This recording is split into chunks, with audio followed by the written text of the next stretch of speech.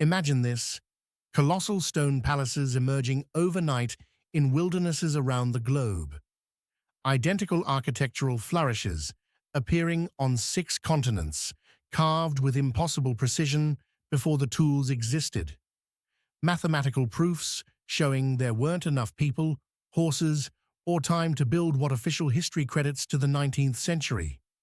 Today's story unveils how the 1800s weren't about invention, but excavation, how abandoned wonders were reborn and claimed as new.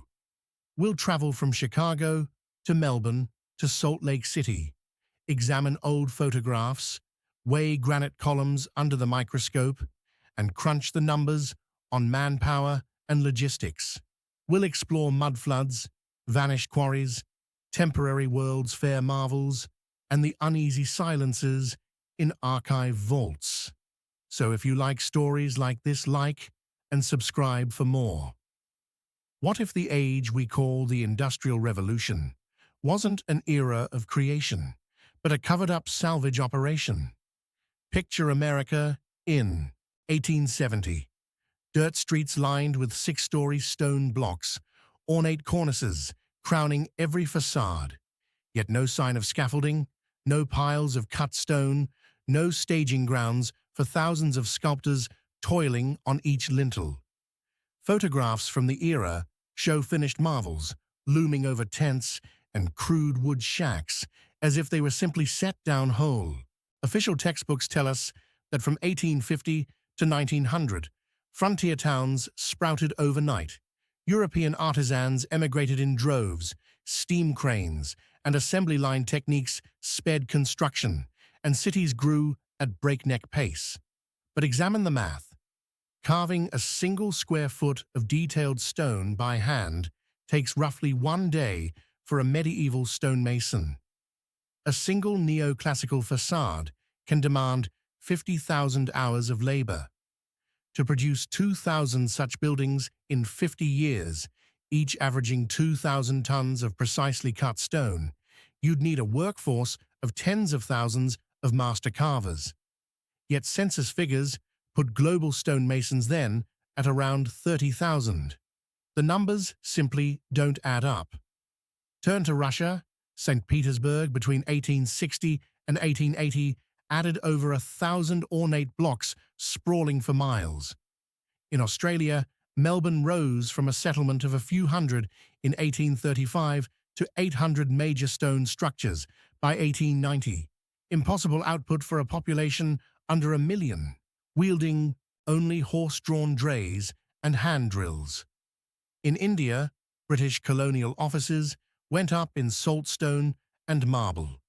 In South America, Buenos Aires boasted monumental boulevards of pediments and columns. All followed the same neoclassical grammar, all within the same narrow decades. No blueprint sharing, no fast ships, no telephones, yet perfect synchronization. Let's drill into Chicago. In 1850, Chicago was a prairie outpost of 30,000 souls.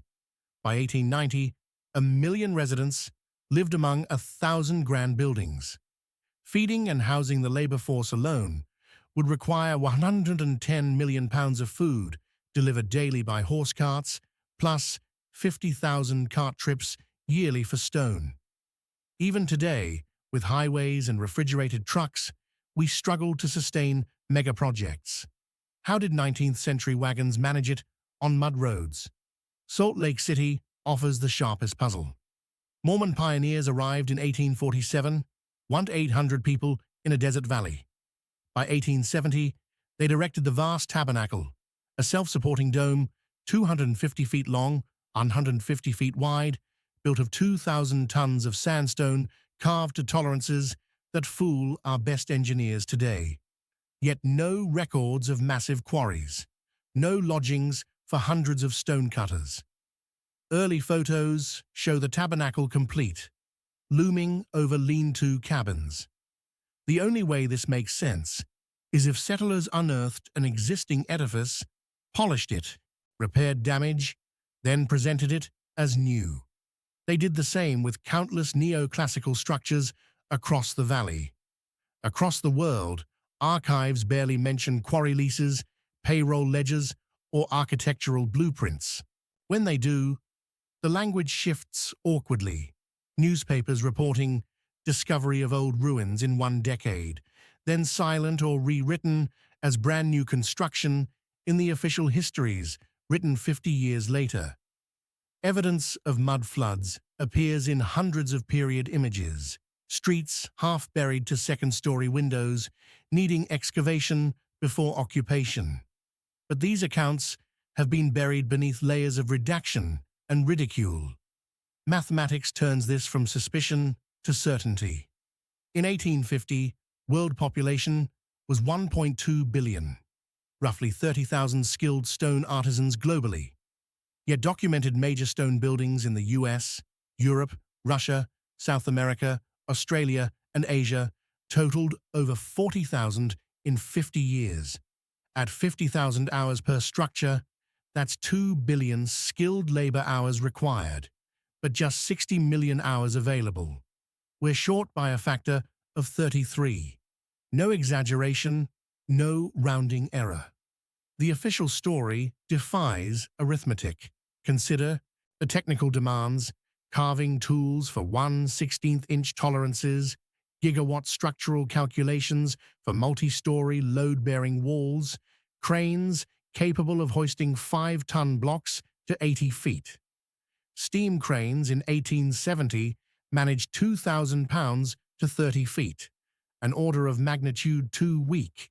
Diamond-tipped saws, radio-based coordination, mass-produced steel girders all appear decades before their acknowledged invention dates. Even modern construction crews with laser-guided cutters would balk at the 19th century timelines. World's fairs reveal more. The 1893 Chicago Exposition's White City is described as plaster pavilions built in 6 months and torn down immediately. Yet photographs show permanent materials, sophisticated lighting grids, advanced sanitation plumbing, all pointing to recovered prototypes, not makeshift stages. Each fair recycled technologies from older ruins, paraded them as novelties, then destroyed them to preserve the illusion of invention. Wars and revolutions served another purpose: erasing collective memory. Sherman's march through Georgia leveled countless colonial structures. The Napoleonic Wars and various European revolutions coincide with wholesale demolition of pre-industrial districts. Official history claims military pragmatism or architectural progress. But the patterns are too selective. Cities richest in pre-existing stonework were targeted hardest. Archives of local craftsmanship were purged, elders and craftsmen dispersed or executed. Thousands of orphans, well-dressed children in 19th century photographs, were shipped across the continent, severing generational knowledge. Petitions to historical societies for building plans, contracts, or quarry maps return empty. When researchers press for labor registries or payment records, they are met with silence or dismissal. The official narrative shuts down questions with appeals to folklore. We always thought they did it with hand chisels. Yet the buildings scream of machines and forgotten science. Over and over, in city after city, the same 4 impossibilities converge: advanced architecture in undeveloped settings, workforce requirements that outstrip population, engineering feats beyond declared technology, synchronized styles across disconnected cultures. The probability of all 4 converging by coincidence is effectively 0. The simplest answer is the truth. These were not new constructions, but excavations of an earlier world. Tartarian palaces, great cathedrals, monumental government halls, built by a civilization more advanced than ours, then wrecked by a calamity circa 1750, 1850, and buried under mud, ash, and propaganda. What event caused this global reset? Geological layers show anomalous sediments. Tree rings record abrupt climate shifts. Population data note inexplicable drops and sudden orphans. Some propose solar flares, plasma bursts, pole shifts. Others suspect engineered cataclysm. Whatever it was, the survivors lost the bulk of their knowledge. Generations died. The rest cobbled together shards, passed them off as modern inventions, and wrote a history of progress from nothing. Those in control of the recovery held the patents, the capital, the political power. They framed rediscovered machines as breakthroughs of geniuses like Edison and Wright. They labeled ornate halls and suspended ceiling marvels as temporary exhibitions. They rewrote schoolbooks, suppressed archaeology, and banned inquiries into alternative chronologies. Today, walk past a neoclassical courthouse or ride past a stone-arch train station and ask yourself, does the official build date make sense? Examine basement vaults for hidden machinery. Scrutinize the geometry of concert halls for acoustic features beyond our comprehension. Look at old photos not as quaint relics, but as forensic evidence. Where are the stacks of raw materials, the piles of rubble, the encampments of workers? We stand on the shoulders of giants we aren't allowed to see. Our world is a palimpsest of a forgotten empire. Those who question this face ridicule, academic exile, and censorship. But the proof persists in math that won't lie, in stones that retain microscopic tool marks, in blueprints that never were.